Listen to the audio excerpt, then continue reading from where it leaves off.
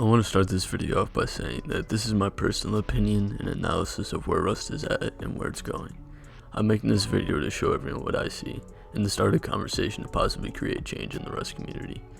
I feel like I have to at least try. I've spent too many hours on this game to just let it die out like other games. So if you agree with my thoughts, go ahead and share the video. If you disagree, I'd love to hear your viewpoint. You can reach me in the comments, in my Discord, or on Twitter. Let's get into it.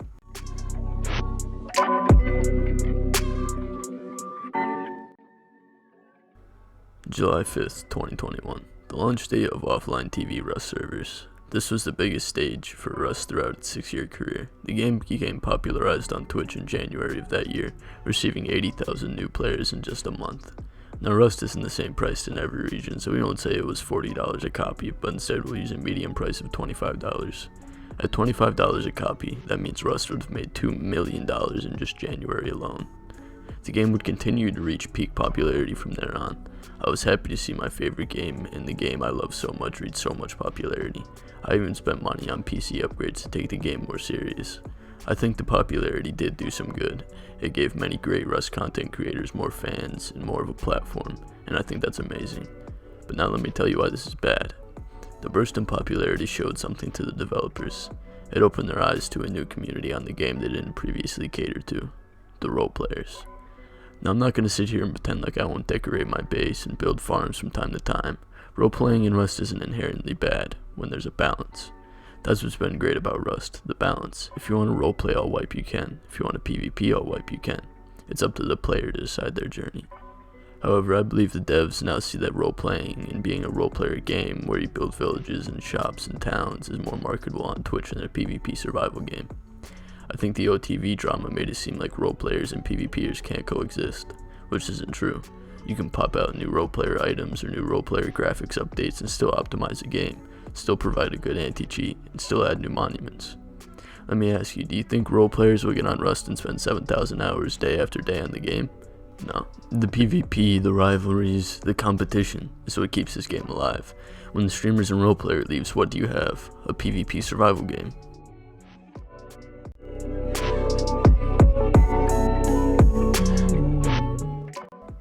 In May of 2021, Rust received a huge update.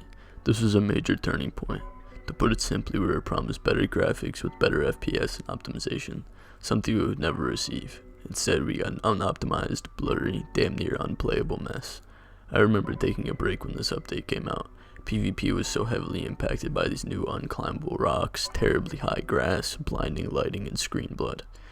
You could even see players using console commands to adapt. This update removed several fan favorites like rock formation bases. It's not just the HDRP update either. It seems every month new things are added, but there's no word of optimization. There seems to be no end in sight with the announcement of recoil changes. The game still seems to be plummeting towards the end of its lifetime. They don't seem to see that we don't need a recoil change. We don't need new voice prop DLCs or Arctic suit DLCs. We need a real anti-cheat to combat scripting. We need real optimization so everybody can enjoy the game, not just streamers with $6,000 PCs. We need changes to maps and terrain to promote PvP to give players a reason to leave base. No more 30 deep groups hiding in base farming all wipe. Bring back the risk of Rust. Bring back the rush. A recoil change will not save the game, it'll make it worse. How's it going to look when streamers come back to this game only to get cheated on? How's it going to look when you look up Rust on YouTube and all you see is cheat promotions? A recoil change will not stop scripting. The scripts will be updated with the new recoil or a new method in 24 hours. The last of the legit players will either quit or turn to cheating, rather than adapting. Because it's easier, there's no risk to go and script. You can pay $40 for a lifetime key, $10 on an account, and go ahead and script to your heart's content. Hence why we need an anti-cheat, a real method to combat this epidemic.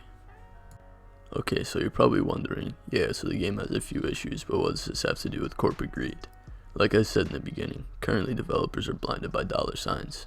They saw how much OTV made them, they want that back, and they're willing to kill their game to do it. It's like that classic question, would you rather get $100,000 every month or $4 million right now? They're blinded by the bank statements of January. But like I said, if they can pull it off, if they can get streamers to come back to the game, it won't last. OGs and veterans will have left. The role players will be gone, and come 6 months, time the game will be dead in the water. I'm begging at this point, don't ruin this game. I and so many others have enjoyed and loved this game for years. I will be the first to tell you that that love is fading quicker than ever. Most days I get on Rust, I'm no longer having fun. Most of my friends have quit in one way or another. Only a few servers get good pop, and when they do have pop, it's riddled with cheaters and terrible metas, all at 30 FPS. It's like Sync said in his latest video. My favorite part of the game is without a doubt PvP. The constant action where you cannot catch a break, where you're just in constant flow state. But nowadays in 2022 Rust, I feel like it's much rarer to find those fights and find those servers where those fights take place. The game simply has changed so much over the years, but of course, this is still by far my favorite game. I think this describes my mindset as well. I love this game and I get on to try and find those days where I do have fun, but they're getting harder and harder to find. If I could say anything to developers, I would say, don't ruin mine and so many others' favorite game. Don't let the numbers get to your head. If you remain good to the community, they will remain good to you. We have been here since 2015, with every bump in the road. Let's make this just that. Get back to what Rust really is, a PvP survival game. A weekly journey, a new story every week, where the player decides what they want to do. Give us better terrain and maps, give us a way to combat cheaters. For just a couple months, take a break from the useless DLCs and changes nobody asked for, and focus on what your loyal community is begging for. You've made an amazing game that has provided so many good times. Please, for the love of God, stop listening to Reddit, stop listening to your accountant, and stop listening to Twitch. Listen to your community. Thank you. I hope you guys enjoyed the video. This is my first time doing like a voiceover in a very long time, so I know I made a few mistakes and I might sound a little bit unnatural, but that's just because I haven't done this in a very long time. But I hope you guys were able to receive the message that I was trying to put out here, and you know, if you guys disagree or if you agree, I want you guys to comment so I can, you know, see that. I want to know what everybody thinks. I want to know what the whole community is thinking and feeling about these new changes and the new way of this game, I guess. But yeah, I hope you guys enjoyed, and I'll catch you later.